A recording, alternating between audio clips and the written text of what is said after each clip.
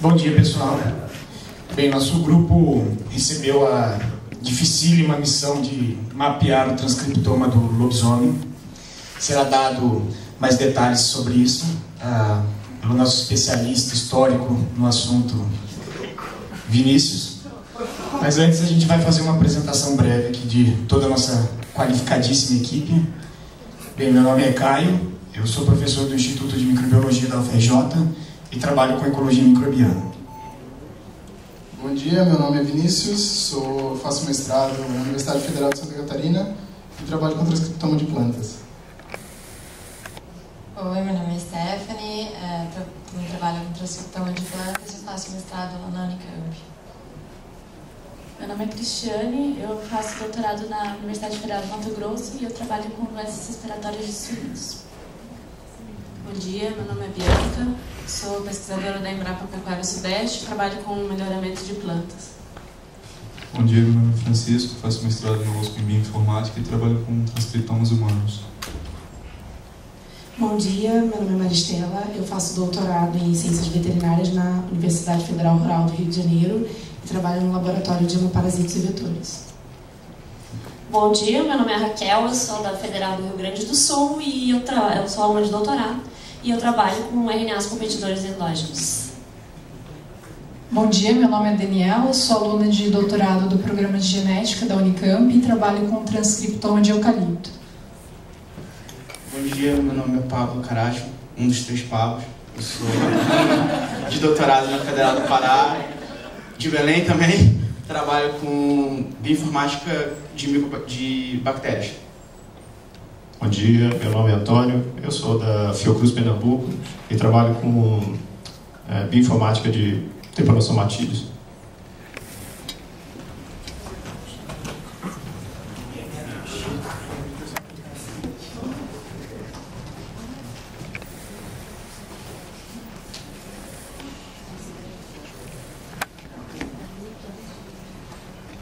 Então, bom dia, pessoal. Como o Caio já falou, a gente recebeu a missão então, de fazer um estudo de caso do aparecimento do Homo lupus, que é um híbrido entre Homo sapiens e Canis lupus, da cidade de Petrópolis. Essa aqui é a nossa equipe de trabalho. Então, existem muitas definições para o que é o lobisomem. A gente chamou de Homo lupus, como eu já falei, é um híbrido, e a principal definição dele, o nome lobisomem ou licântropo, vem do grego e é um ser lendário com origem na mitologia grega, segundo as quais o homem pode se transformar em lobo ou algo semelhante a um lobo em noites de lua cheia e só voltando à forma humana ao amanhecer. Essa é a principal definição. Mas a gente também tem a definição brasileira, que é muito interessante, que poucas pessoas conhecem. Não está vendo.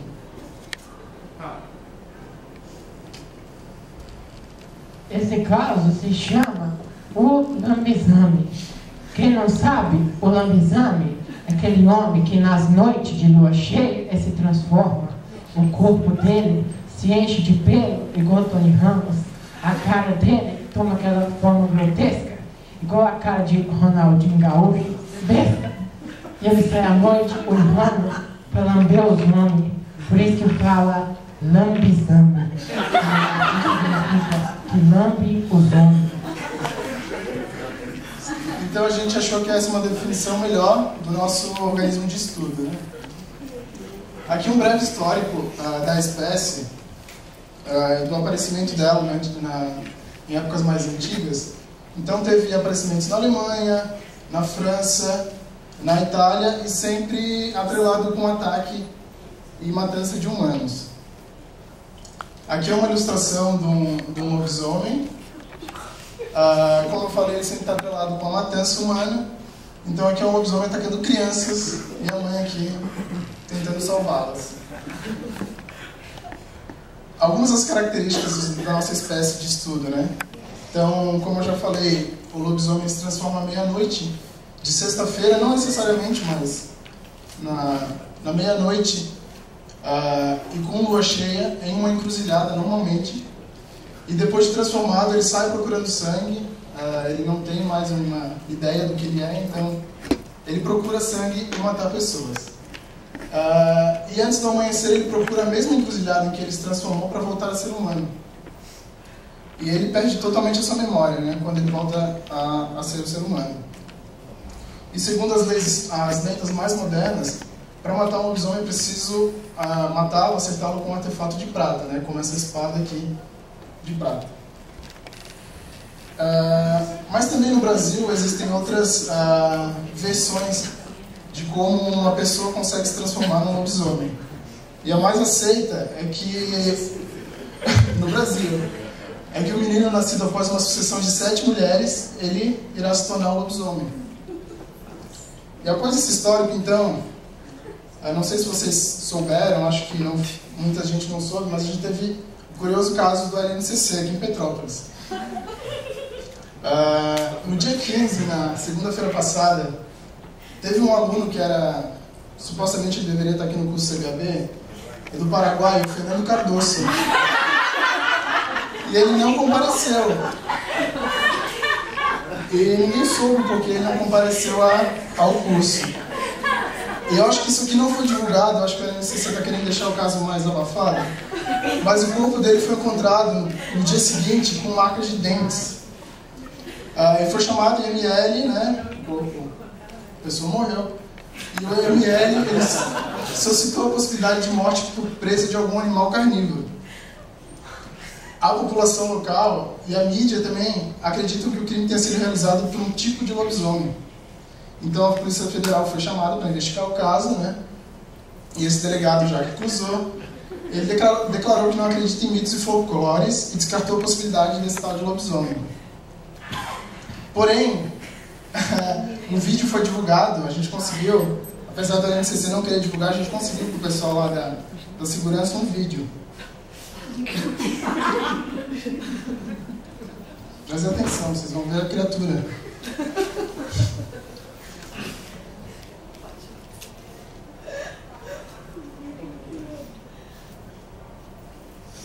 Aparecendo aqui, ó. Vocês sabem que imagem de vídeo de segurança é muito difícil de ver alguma coisa, né? Então...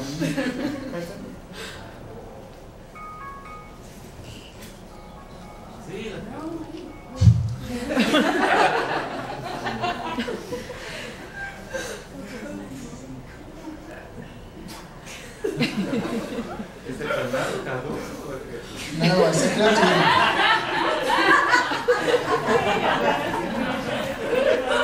Infelizmente a gente não conseguiu imagens em alta resolução. Aqui é uma foto da vítima, né? E como eu falei, o último contato foi no domingo, né? Um dia antes do ocorrido. E o caso, ele saiu na mídia, né? Como a gente falou. E alguns dos possíveis suspeitos eles foram vistos numa noite de lua cheia aqui em Petrópolis e com o russo, né, aqui atrás. E a gente contatou a Polícia Federal e a gente conseguiu as imagens dos possíveis envolvidos. A Polícia Federal conseguiu prender os possíveis suspeitos, eles estão presos agora esperando investigação. E aqui são alguns dos suspeitos, né?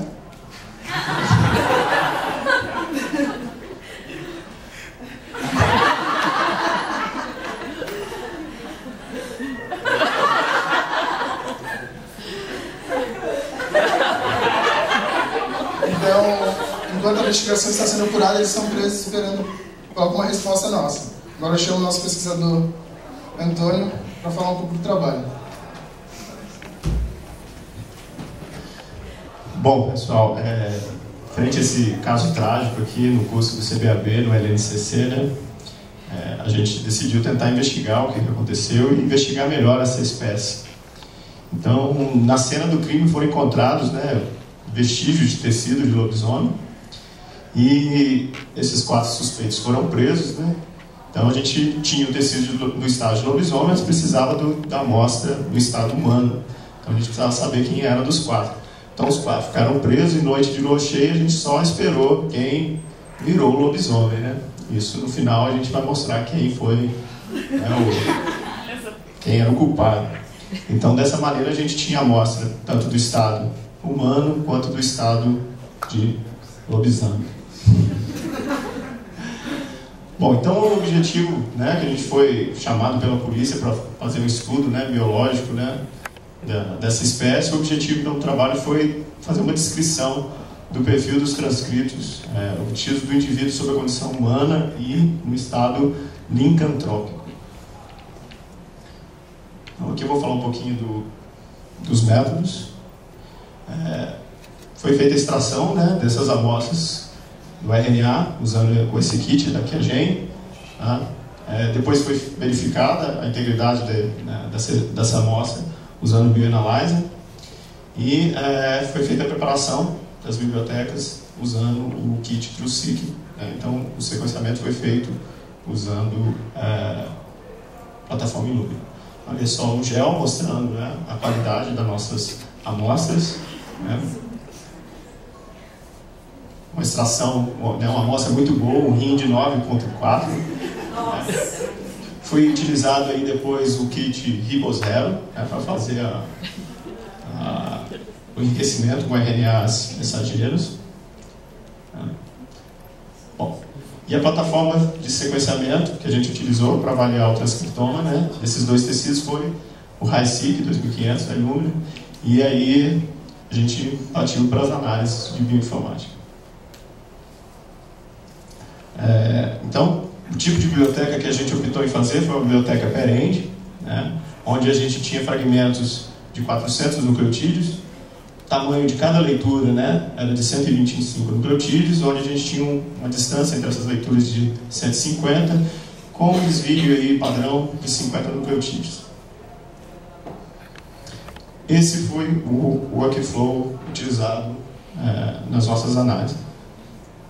Bom, então a gente mandou essas amostras, né? Vocês viram que são amostras de altíssima qualidade. A gente contratou uma empresa chamada Cantão Sequenciamentos Limitada, né? E a gente recebeu então os arquivos no formato FASTA-Q, onde a gente tinha a informação da sequência e da qualidade dessas sequências, né?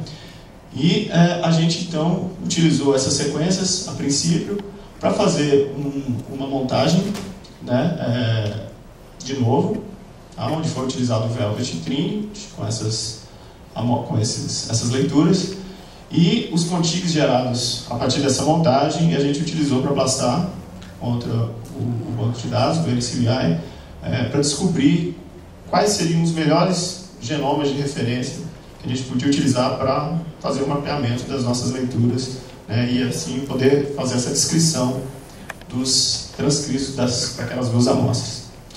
A partir do momento que a gente então definiu qual eram as nossas melhores referências, a gente fez o download, né, desses arquivos, que foram genomas, obviamente, de humano e de cachorro, né, que são genomas completos, estão disponíveis. Concatenamos esses dois genomas, né, tanto a sequência genômica quanto o arquivo de anotação desses genomas no formato GTF foram concatenados.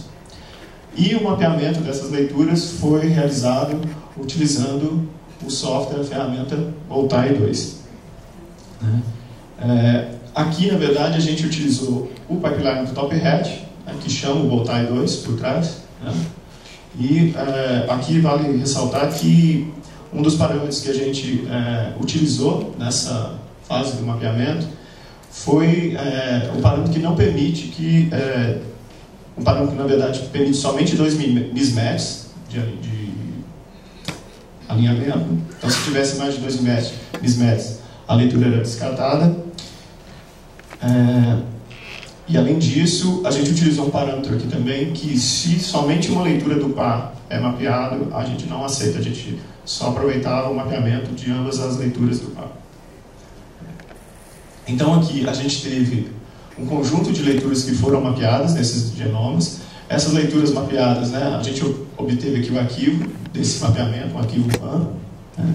Esse arquivo BAN foi utilizado, então, como entrada na verdade, são dois arquivos BAN, né? Um para amostra de humano e um para amostra de lobisomem. Esses dois arquivos, então, serviram de entrada, né, para essa ferramenta, o CuffLinks, e utilizamos aqui o CuffDiff para tentar avaliar essa diferença de transcritos nas duas amostras, né? Foi feito, então, utilizando comandos em bash, a extração dos genes que apareceram diferencialmente expressos aqui. Paralelamente a isso, a gente fez o download da CDS dos genes dos dois genomas de referência. Essas CDS foram utilizadas juntamente com o que a gente encontrou aqui para fazer um blast. Na verdade, a gente fez um blast contra o EKO, né? Então, essas CDS foram utilizadas, foram identificadas com base no que a gente identificou na expressão diferencial. Então, essas CDS serviram como query para a gente fazer o blast contra a base de dados do EKO, né? A base de dados fornecida pelo pesquisador, colaborador do nosso projeto, Miguel Ortega, da Universidade Federal de Minas Gerais. Né?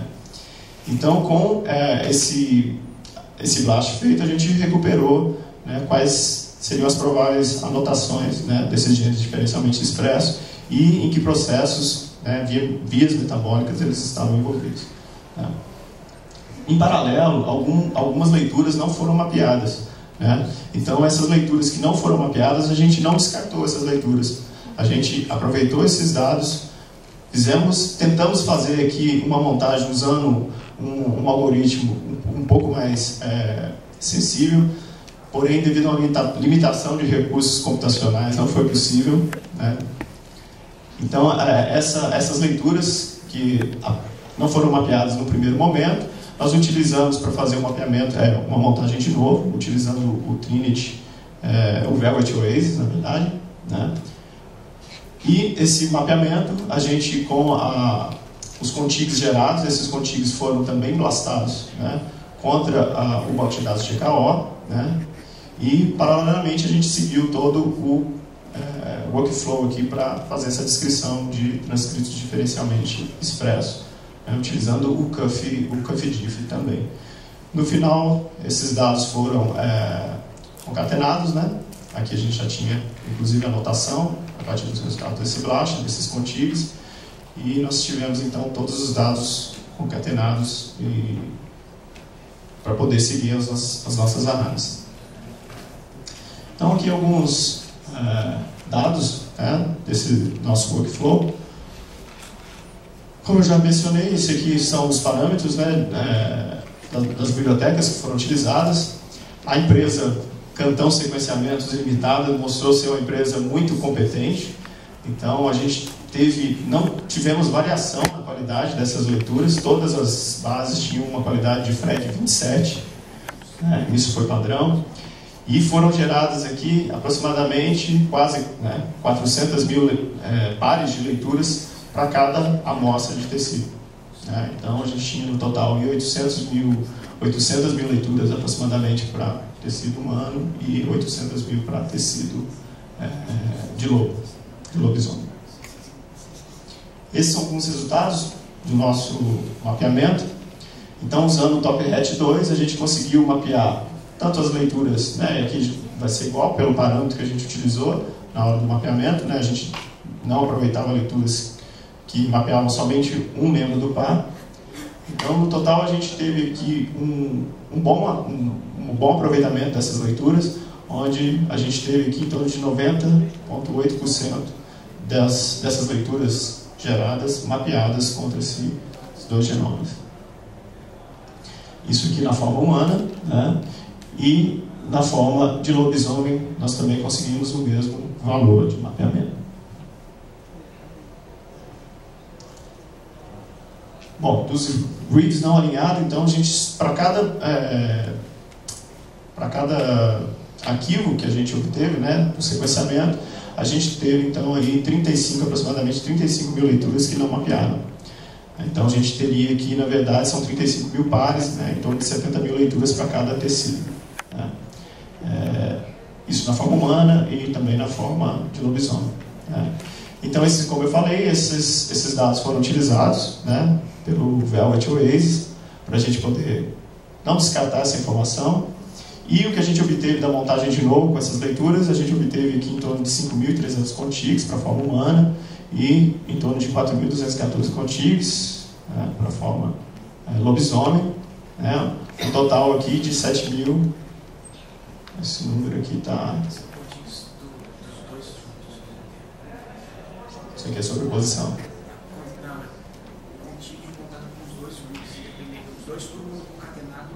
Sim, sim. Então, na verdade, aqui quando a gente também fez a montagem utilizando não separadas as amostras, todas as leituras no mesmo arquivo, a gente obteve esse número de contigs. E, usando esses contigs gerados, a gente fez então um mapeamento usando o Top Hat novamente, né? E esse mapeamento a gente conseguiu gerar então 80% das leituras mapeadas para esses contigs. Bom, então, na verdade, quando a gente pegou esses contigs que tiveram esse mapeamento e fizemos o blast contra o EKO, né, para tentar descobrir em que vias metabólicas aqueles contigs estavam envolvidos, né, quais possíveis genes, a gente obteve que 1.205 retornaram um EKO, né, na forma humana, e 1.127 contigs retornaram também um EKO na forma de lobisomem. Agora eu vou passar para o outro pesquisador do grupo, que vai explicar um pouquinho mais sobre os resultados funcionais que a gente encontrou durante o trabalho. Bem, obrigado, Antônio, pela bela explicação.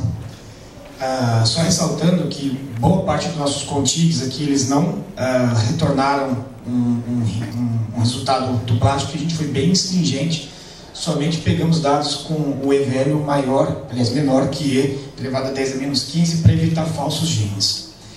Mas o que a tabulação desses resultados, na verdade, a união da expressão diferencial, juntamente com os dados de blast, a concatenação de tudo isso com o banco gerado, permitiu a gente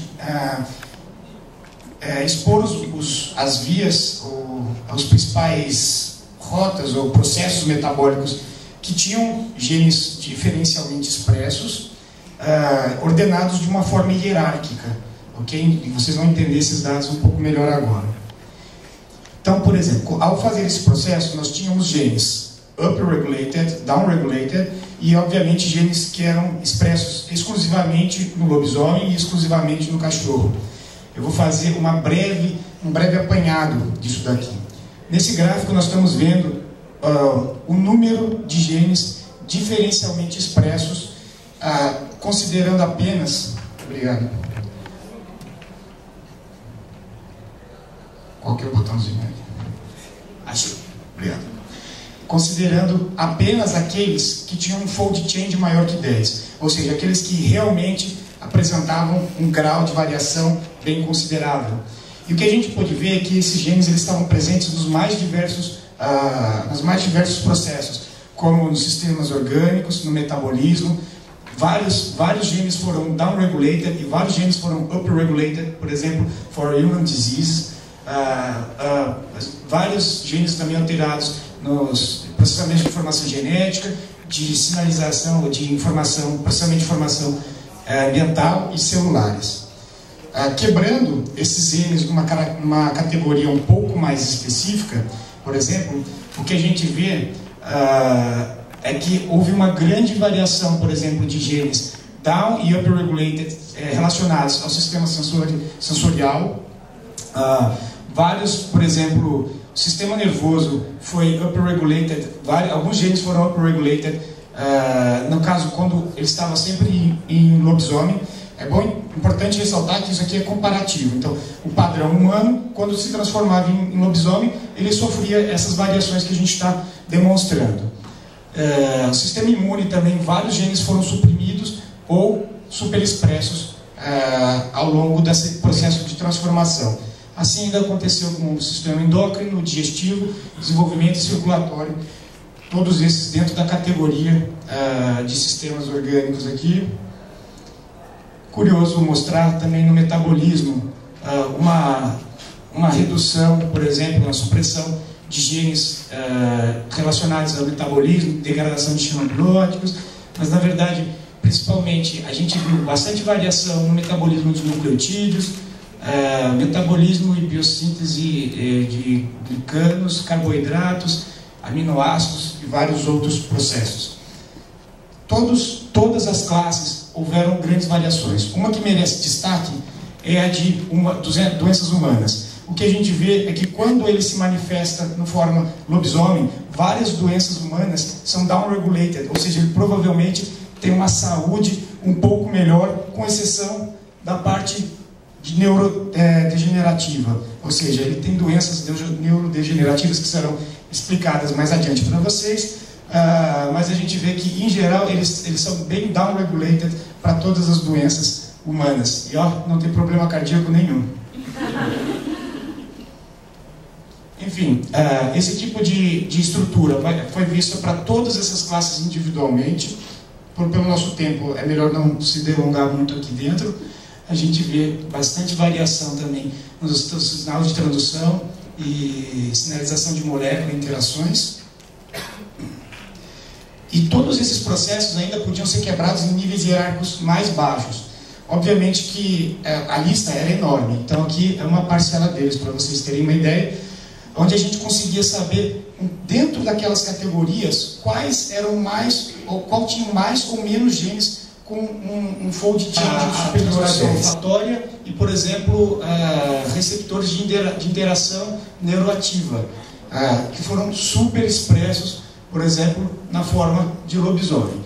E vários genes eram apenas, vários genes tinham tanto genes expressos como up-regulated e down-regulated, ou seja, havia uma troca das classes de genes, né, provavelmente isoformas ou ortólogos similares aqui, e vários genes eram apenas ou up ou apenas down-regulated.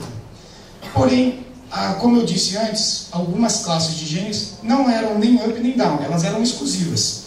Ou seja, apenas apareciam na forma animal, ou sob lobisomem, ou na forma humana.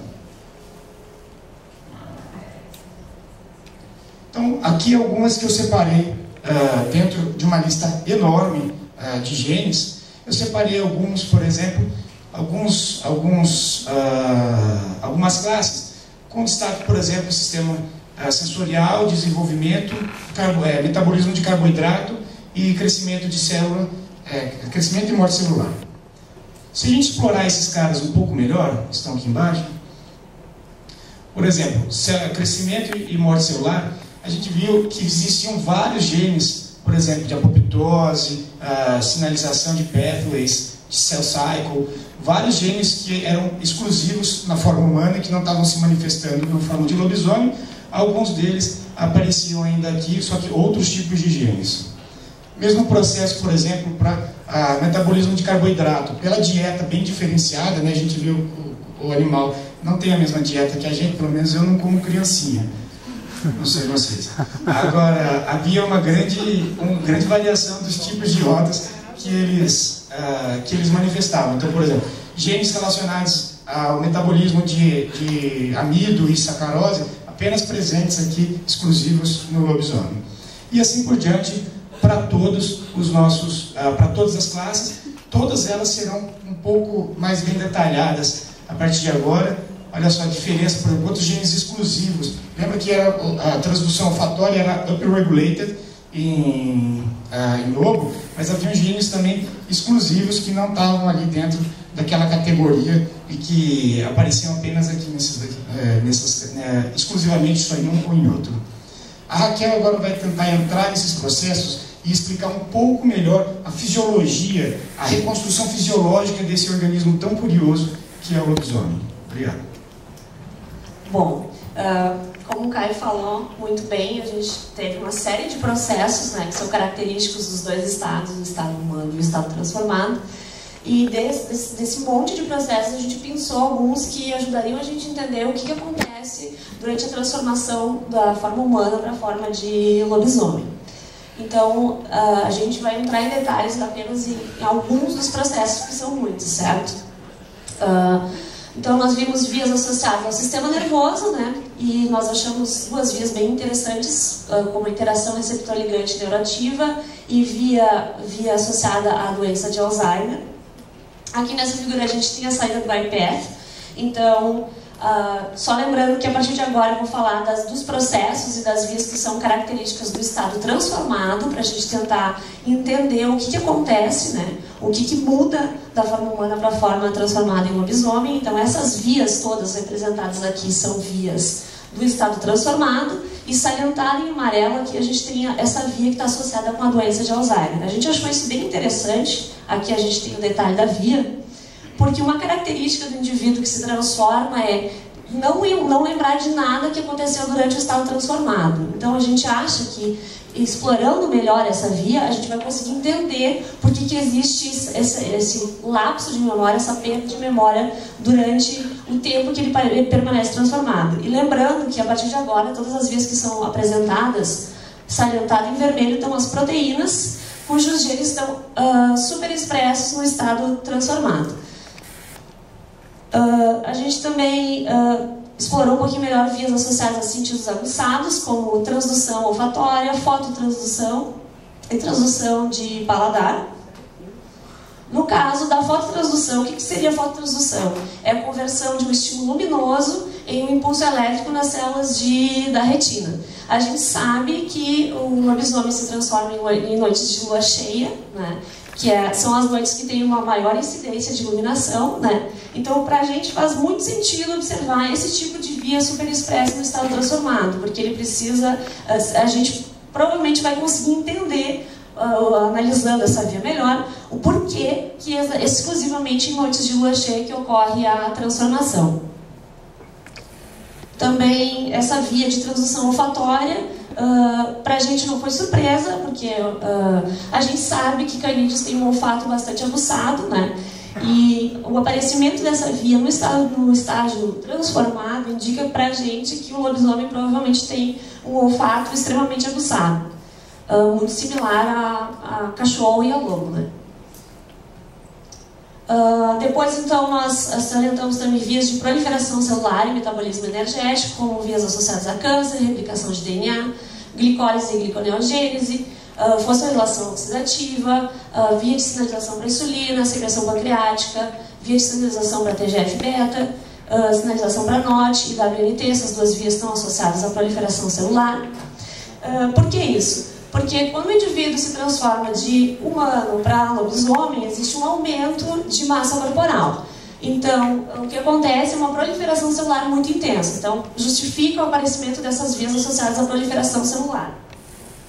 E o aparecimento de glicólise e fosforilação oxidativa, a nossa hipótese para esses dois processos seria a seguinte: quando o indivíduo começa a se transformar, que existe a proliferação celular mais ativa, as células precisam de um aporte de energia rápido e, geralmente, células em proliferação ativa, elas mudam o metabolismo delas de fosforilação oxidativa para glicólise. Então, quando ele começa a se transformar, existe proliferação muito ativa, o metabolismo muda para glicólise. Depois que a transformação está completa, que aí a proliferação celular estabiliza ou reduz, ele muda então para... Aqui só está uma representação, né, das proteínas associadas com a fosforilação oxidativa que nós vimos no nosso modelo.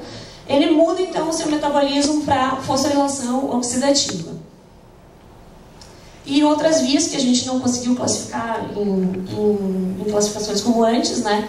Uma que chamou bastante a atenção da gente foi a diferenciação para osteoclasto.